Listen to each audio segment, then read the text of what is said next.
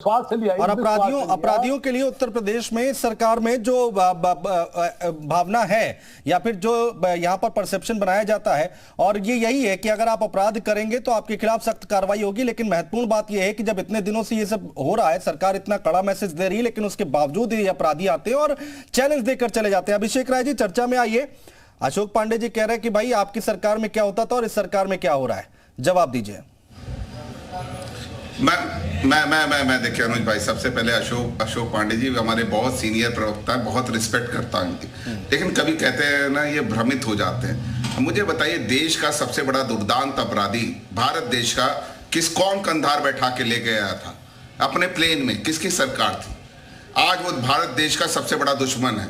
तो इस तरह की बातें करने से पहले कहते हैं ना, एक उंगली दिखाते 3 उंगली उनकी तरफ पॉइंट हो जाती है। इस तरह की बातें उन्हें नहीं करनी चाहिए, पहली बात। दूसरी बात, ये बहुत ही शर्मनाक घटना है, जैसे अभी हमारे विजय भाई ने भी कहा और अभी हमारे आईपीएस साहब ने भी कहा कि ये बहुत ही शर्मनाक घटना है। घटना होने के बाद कहते हैं सांप निकल गया तो लाठी मारने से क्या होता है? आपकी क्या कानून व्यवस्था है?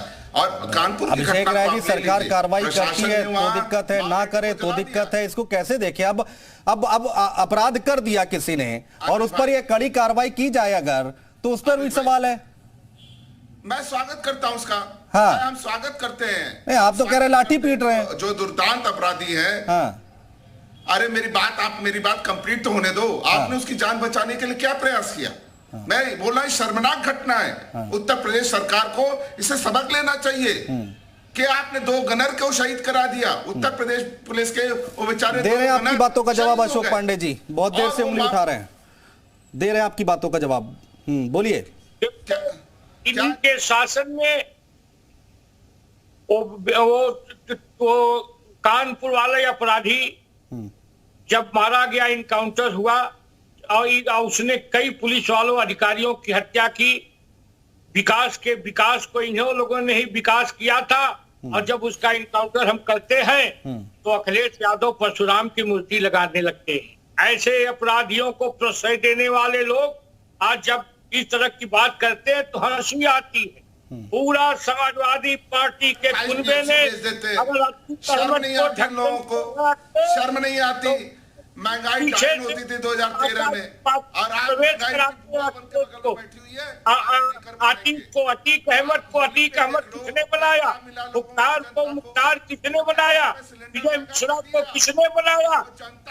अरबों रुपए संपत्ति हमने अवाब की है। अंग्रेजों के जैसे दुर्दांत अपराधियों को हमारा गोचर इससे ज्यादा मजबूत नहीं है। देश की आजादी में कोई योगदान नहीं।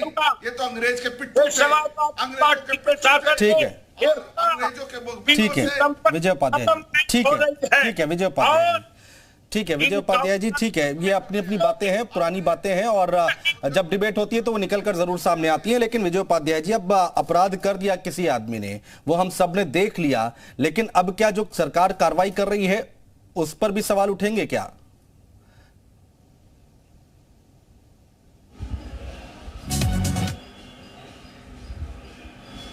इतिहास भूगोल न जाने क्या क्या सवाल लोग उठाएंगे, लेकिन कार्रवाई नहीं रुकनी चाहिए। हाँ। जितने भी उसके समर्थक हैं, जैसा एडीजी एलओ ने आज कहा कि जितने उसके बेलबिसर हैं, जिन्होंने संरक्षण दिया, जिन्होंने मदद की, उन सब के खिलाफ सख्त कार्रवाई होगी और होनी चाहिए।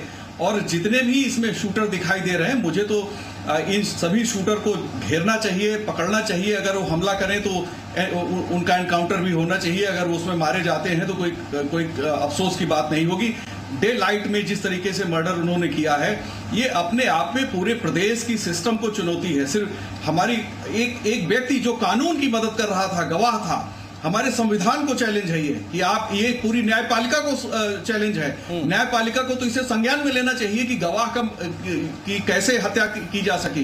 एक व्यक्ति जो कानून की मदद कर रहा, राजू पाल का मर्डर दिन दहाड़े हुआ था, ठीक जहां ये मर्डर हुआ उमेश पाल के उससे 400 मीटर दूर, और राजू पाल की हत्या करके सीट खाली कराई गई थी। और उस सीट से किस पार्टी से आदमी बाई इलेक्शन लड़ा और कौन जीता? यही अतीक का भाई था।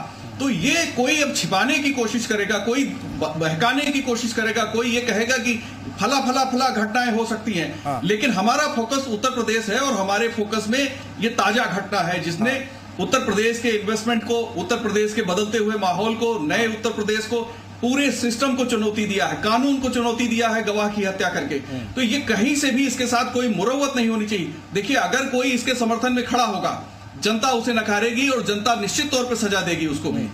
ठीक है राजेश राय जी, बुलडोजर चलना चाहिए। हमने देखा कई घर गिरा दिए गए, हमने देखा किस तरह से एनकाउंटर हो रहे हैं, हमने देखा किस तरह से गिरफ्तारियां हो रही हैं, यहां से लेकर नेपाल तक टीमें डेरा जमाए बैठी हुई हैं। तो अब और क्या कार्रवाई होगी? ठीक है, अपराध हुआ वो हमारे सामने है, लेकिन उसके बाद महत्वपूर्ण यह है कि उस पर एक्शन कैसे लिया जाता है। मैं इसमें यह कहना चाहता हूं कि अगर आप इस बात को ध्यान से देखें तो उत्तर प्रदेश की जितनी भी जो एजेंसीज हैं जिनको लगना चाहिए सब लगी हुई हैं। केवल प्रयागराज की पुलिस नहीं लगी हुई है, एसटीएफ लगी है, एटीएस लगी, जितनी भी एजेंसीज हैं इन लोगों की गिरफ्तारी के लिए जो प्रयास में सब के सब लोग लगे हुए हैं। और ये जहां मिलेंगे पकड़े जाएंगे, और अगर उसमें बल प्रयोग करने का प्रयास करेंगे तो मारे भी जाएंगे। इसमें कोई शक की बात नहीं है। जो जिस तरह का चैलेंज है वो चैलेंज भी उसी तरीके से स्वीकार किया गया है। जहां तक बुलडोजर की बात है, मैं कई बार इस बात कहता हूं, मैं इस बात को ये कहना चाहूंगा, देखिए अभी जो है अभी एक सेना के किसी कैप्टन को 3 लोग उसको जो है वो 3 लोगों का एनकाउंटर हुआ था कश्मीर में, उसको उनको उम्र कैद की सजा मिली है जी।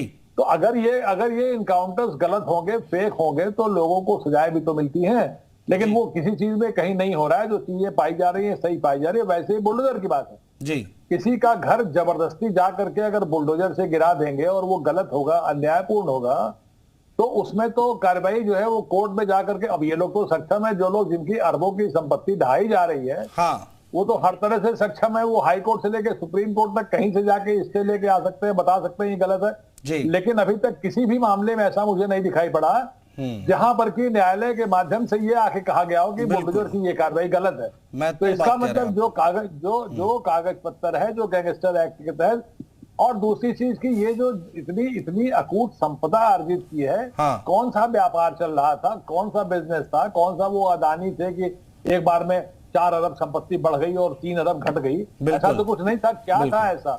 कोई तो स्रोत कहीं से हो ना। तो जो अपराध करके जो अकूट संपदा अर्जित की गई उसको गैंगस्टर एक्ट में किसी में उसको जो है वो ठीक है सर। अशोक पांडे जी बीजेपी के प्रवक्ता हैं, आएंगे सर आपके पास भी आएंगे और अपने मूल सवाल से ही चर्चा की शुरुआत आगे बढ़ाएंगे। अशोक पांडे जी, एक ब्रेक का वक्त हो गया है।